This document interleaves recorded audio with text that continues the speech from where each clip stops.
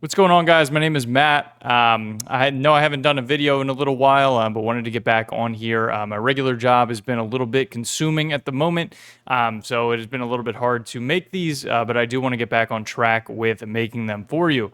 Um, so for those of you that don't know me, my name is Matt. I'm a medical sales manager. And for those of you that are returning, thank you for keeping on doing what you're doing. It's the only reason that I'm able to keep growing this like the rate that I am, and I think I'm getting close to the 1,000 subscribers here soon. So hopefully I'll be able to hit that in the next month or two. I wanted to talk about a couple common misconceptions that are said a lot around salespeople and what the narrative is around them.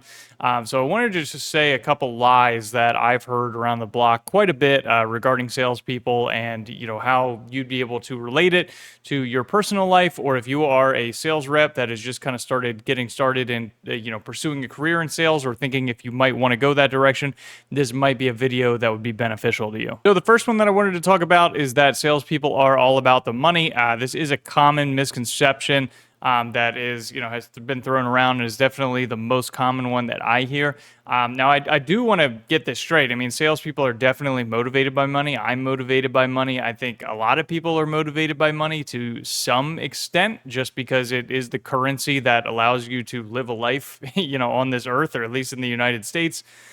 So the more that you have of it, the better life possibility you have for having things, or the ability to do things. A lot of it does require money, so I think everyone is financially motivated to an extent, and salespeople are no different.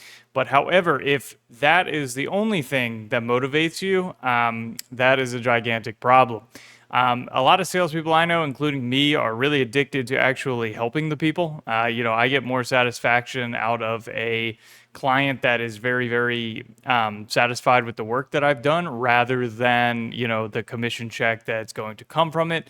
If you believe in the product that you are selling, which I do, then you're going to have a lot better of a time, and you won't think about it only monetarily. Another lie that I hear is that salespeople will say anything in order to close the deal. Salespeople obviously want to close the deal. That's the job that they do all day. But especially in my line of work, in medical device sales, you can't just say anything in order to close a deal. If you say something that the doctor didn't say, or if you try and say something to him that just doesn't make sense, like you're saying wrongful information and it in order to close a deal, one, you're probably going to get fired after that meeting is over, and two, or if not, the doctor knows that you're lying to them right off the bat. So you really can't do the lying and BSing that a lot of people think that sales is to a physician, because they're going to know about it, and obviously that's directly affecting patient care, which is a giant no-no, and I don't think anybody should want to do that from the get-go. Here's a common thing that I hear all the time as well, that if you're outgoing, you'll be good at sales. Now, the two can be somewhat correlated, because generally outgoing people like to spend more time around people, and that does help.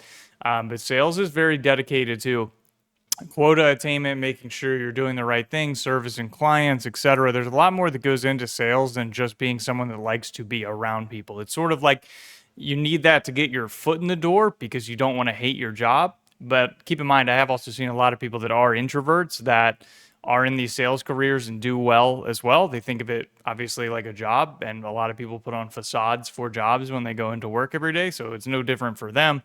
However, so they aren't mutually exclusive, but just because you're an outgoing person does not mean that you're going to succeed in sales, although it might. Another thing as well is that salespeople can't have any kind of work-life balance. I think this is totally preposterous, because my work-life balance has gotten so much greater ever since I joined sales. I was an athletic trainer previously, and I was working.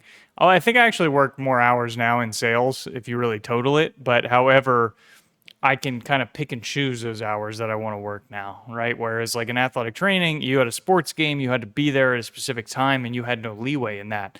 If I choose to have a 60-hour work week, that's on me. That's because, I wanted to do that, and I get, incentivized to do that. However, in athletic training, at least in the role that I was in, we didn't get any kind of overtime, but it was all just mandatory. So what I mean by that is we didn't get paid off of it, but we had to do it. So I do think work-life balance for me has increased so much now that I have this sales role. But obviously, it depends on what you sell for what your work-life balance is going to be. Now, the last one, and this one is the most comical to me, is that sales reps do nothing but take people out to golf all day and then talk at them. So for me, I mean, this is a common misconception that I see quite often. I've never been to a golf course once in my job, realistically. I mean, I've just never done that. I know some people, like insurance sales agents, will sometimes take clients out to golf, but truthfully, I mean, if I was meeting a client for the first time, I would never take them golfing. You know, I don't know anything about how well they can golf, how they can't golf. I mean, typically in sales, but what I see people taking people out to golf are people that have been sort of lifelong clients. Typically, like financial advisors will take their clients out to golf and chat about certain things that they've known for a while. But you're not just taking all the new clients out to golf. Like, I don't sit here and look at my entire pipeline and go, like, yeah, who am I taking golfing today? It just doesn't work like that. If you found any of this helpful, definitely leave a comment to me and let me know that you found it helpful. If there's any type of videos that you want me to make in the future that you think would be beneficial, please let me know. And without further ado, thanks again. Leave a thumbs up and then comment for me if you can. Thanks.